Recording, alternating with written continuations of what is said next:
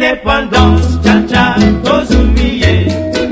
Oti Kwanza, tcha-tcha, tout va guider.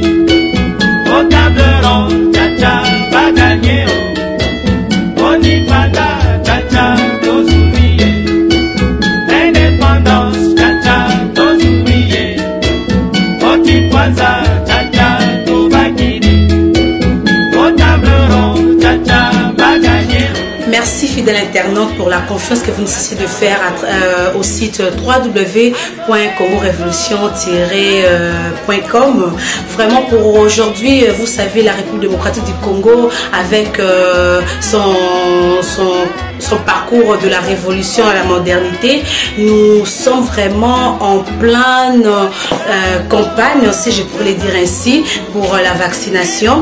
Moi, je suis que la journaliste, je n'aurai vraiment pas beaucoup à dire sur cela. Je suis dans le bureau d'un grand médecin de la République démocratique du Congo. Il s'agit là de Dr Makengo. Le Dr Makengo va au moins nous éclaircir sur la campagne qui se présente déjà pour aujourd'hui sur la vaccination. Déjà là, je m'en vais vers lui pour lui dire bonjour docteur. Bonjour madame.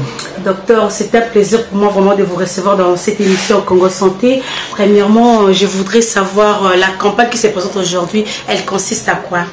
Dans cette campagne qu'on a commencé depuis hier, qui va prendre fin demain samedi, c'est une campagne où il y a 3 interventions que nous sommes en train de faire. C'est-à-dire, il y a d'abord le vaccin contre la poliomyélite qu'on appelle communément VPO, donc vaccin antipoliomyélite oral.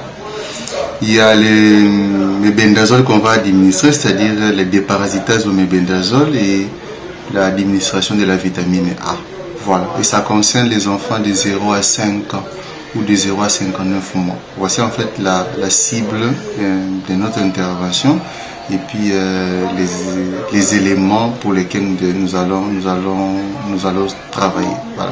Il y a une question qui m'est venue là tout de suite, de savoir pour les enfants qui ont déjà dépassé l'âge de 5 ans, mais qui souffrent de différentes maladies, de la polio et tout ce qu'on sort, ils n'auront pas de la chance d'avoir plus tard ou même à travers cette campagne un vaccin pour réduire ou leur guérir de toutes sortes de maladies. Bon, en fait, pour les enfants qui ont déjà commencé à développer la maladie, il n'y aura plus de vaccin pour eux. C'est comme ça que nous sommes dans la prévention.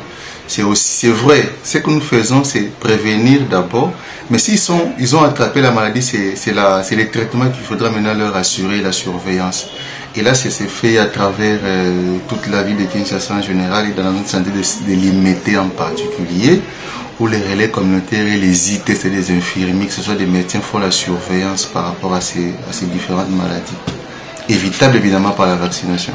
L'Église des Noirs, c'est une communauté qui, elle, pense que tout ce qui a trait à la médecine moderne ne valorise pas ou ne donne vraiment pas de la valeur à l'homme noir. Du fait que quand vous leur donnez le vaccin, c'est la chance de l'homme noir qui directement disparaît pour que les noirs, plutôt le blanc, continue toujours à marteler le noir. Pour ces cas-là, qu'est-ce que vous faites pour que cette communauté-là puisse au moins adhérer à cette campagne de la vaccination? Bon, c'est une bonne question, hein. C'est aussi vraiment une grande préoccupation. Mais ce que je veux vous dire est que les responsables, les différents responsables de ces églises-là ne posent plus de problème. Ça vraiment, je vous affirme, hein. Donc c'est parce qu'ils ont compris quand même l'importance des interventions que le ministère de la Santé fait à travers le gouvernement de la République démocratique du Congo. Donc c'est dire qu'ils sont au courant de cette situation et qu'ils laissent maintenant, ils sensibilisent d'ailleurs leurs adeptes à faciliter la tâche aux prestataires, c'est-à-dire aux relais communautaires qui viennent pour qu'ils puissent accepter de prendre ces différents vaccins et interventions que les ministères sont en train de mettre. Donc, sachez-le que ce sont des gens qui ne posent plus problème par rapport à cette situation. Voilà. Vraiment. Et docteur, ma toute dernière question est de savoir comment est-ce que vous allez procéder pour atteindre même la population la plus enfouie de la capitale, comme Kinsetso, je dirais encore quoi, Maluku, des tels endroits qui n'ont vraiment pas accès à voir ou bien le grand marché tous les jours. Comment est-ce que vous allez procéder pour arriver vers eux? Bon, la population a été déjà sensibilisée, informée. À travers la ville de Kinshasa, il y a ce que nous appelons les zones de santé. Donc vous êtes dans l'une des zones de santé, dans l'une des 35 zones de santé de la ville de Kinshasa. Donc c'est dire que dans toutes communes que tu as citées, il y a des médecins chefs de zone qui, eux aussi à leur niveau, sont en train de mettre en œuvre ces activités. Et c'est là, à travers les relais communautaires, qui sont en fait les membres de la communauté, qui vivent dans cette communauté, et qui en fait font les activités pour le bien-être de toute la population. Donc même les gens qui sont enfouis, je sais pas, je pourrais dire dans les îlots, qui sont dans des terrains ou marécages où on ne peut pas atteindre, je crois que tous les moyens sont mis en jeu pour que cette population puisse être atteinte. Voilà. Vraiment, merci beaucoup pour votre disponibilité. Je pense que cette vaccination sera moyennant 0 francs. Je ne sais pas, parce qu'ici à Kin, on peut s'attendre à tout. C'est gratuit, pendant que vos agents peut-être auront aussi à demander 100 francs ou 200 francs. Je ne sais pas si vous avez assuré aussi leur transport, leur petit déjeuner ou comment. Je ne sais pas, pour les bénéficiaires. Madame, la vaccination est gratuite.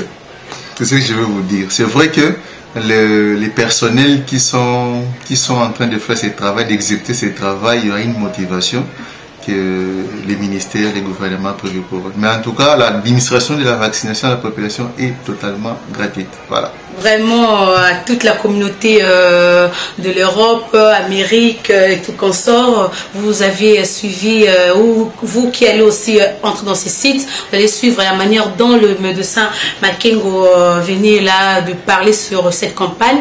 En tout cas, déjà pour moi, je vous remercie vraiment une fois de plus encore pour la fidélité que vous nous accordez à ces sites. Je ne sais pas déjà là si le docteur a un petit dernier mot pour que cette émission déjà prenne fin. L'émission, pour ceux qui vont nous suivre, je vais demander seulement que les interventions que nous sommes en train de mettre, que l'émission est en train de mettre évidemment en jeu pour les biens de la population, ce sont des interventions très capitales pour éviter des maladies qui peuvent être évitées facilement par la vaccination. Et que les membres de la communauté doivent sensibiliser les siennes pour qu'ils puissent accepter facilement ces interventions, parce que c'est pour le bien de nous tous. Je vous donnerai seulement un exemple pour terminer. Si vous regardez tout autour de nous, les paralytiques sont devenus rares. Donc, c'est dire que les interventions que les ministères de la Santé ont de mettre en jeu produisent ces effets. Et je vous assure que bientôt, on va déclarer le pays qui est exempt de PFA, c'est-à-dire de paralysie flash. Voilà, je vous remercie beaucoup.